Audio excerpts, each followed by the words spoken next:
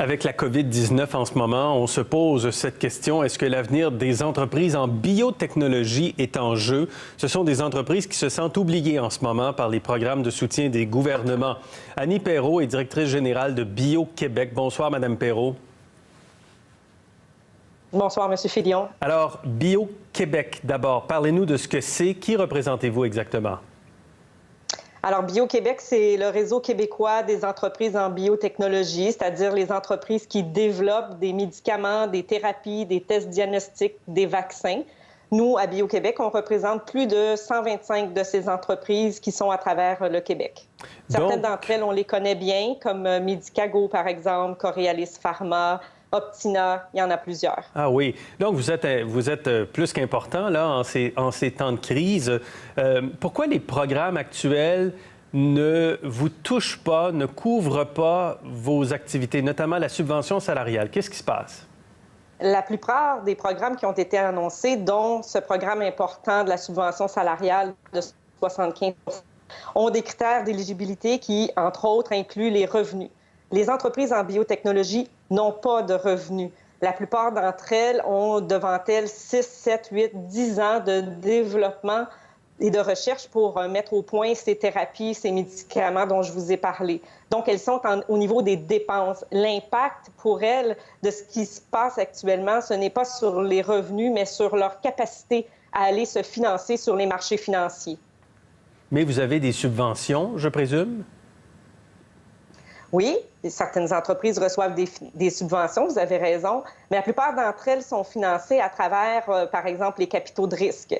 Et déjà, il y a des comme vous le savez, ces capitaux de risque-là financent les entreprises en biotechnologie sur la base d'objectifs scientifiques à réaliser. Plusieurs des entreprises actuellement ont dû suspendre leurs projets de recherche, donc ces objectifs-là ne pourront pas être réalisés et le financement va être de plus en plus difficile.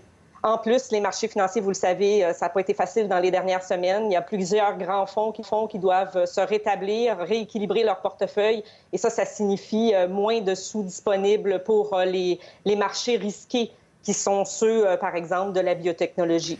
Et donc, est-ce qu'il y a déjà des entreprises en ce moment de biotechnologie qui ont dû arrêter leurs activités, arrêter leurs travaux de recherche? Bien sûr. Il y a évidemment plein d'entreprises en biotech qui travaillent sur la COVID-19, mais il y en a d'autres qui travaillent sur des champs thérapeutiques tout aussi importants, l'oncologie, la neurologie, les maladies cardiaques. Et certaines d'entre elles ont dû arrêter. Je pense, entre autres, hier, j'ai eu une conversation avec la présidente de Optina à Montréal qui travaille sur la maladie d'Alzheimer. Elle attend des remboursements de crédit d'impôt à la recherche. Elle a dû arrêter ses projets de recherche. Son financement avec le capital de risque a énormément diminué. Déjà, elle a reçu des indications qu'elle ne recevrait que la moitié que ce qui était espéré.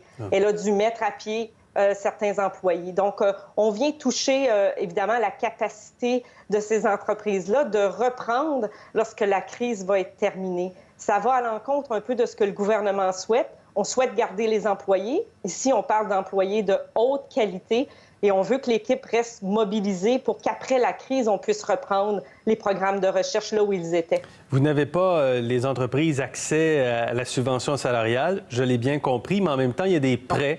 Des prêts jusqu'à 40 000 à Ottawa. Aujourd'hui, Québec annonçait des prêts disponibles pour des petites entreprises jusqu'à 50 000. Investissement Québec également des prêts pour plus de 50 000 de prêts ou de garantie de prêts. Est-ce que ça pourrait être utile pour les entreprises de biotechnologie?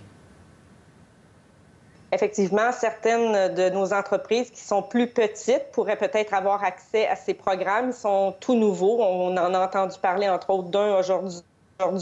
Je n'ai pas encore les détails, mais on a transmis les informations à nos membres. Nous, ce que l'on souhaite, c'est que le gouvernement revise ses critères d'éligibilité pour qu'il puisse inclure, par exemple, les biotechnologies en regardant la masse salariale. Nos entreprises sont prêtes à s'engager, à garder la masse salariale telle qu'elle est, sinon la rendre supérieure à la même période dans les prochains mois. Et on souhaite qu'ainsi, en modifiant le critère d'éligibilité, nos entreprises pourront avoir accès aux programmes les plus importants. Peut-être qu'effectivement, les programmes qui ont été annoncés et qui touchent les plus petites entreprises vont également avoir un impact sur certaines de nos biotech. Mais pour l'instant, ce qui serait important, c'est qu'on reconnaisse le caractère distinctif des biotech. On est dans une crise sanitaire. Ça serait un petit peu ironique si les entreprises qui, dans le fond, travaillent à aider à mettre un frein à cette pandémie, puis aussi à faire de la recherche sur d'autres champs thérapeutiques, soient les plus affectés, finalement, par les mesures qui sont prises. Est-ce que vous avez l'oreille de Pierre Fitzgibbon, ministre de l'Économie, un ancien du secteur des biotech? Il était chez Atrium autrefois. Vous avez tout à fait raison et on a une excellente relation avec le gouvernement du Québec. Personnellement, je suis en lien avec le bureau de M. Fitzgibbon presque quotidiennement.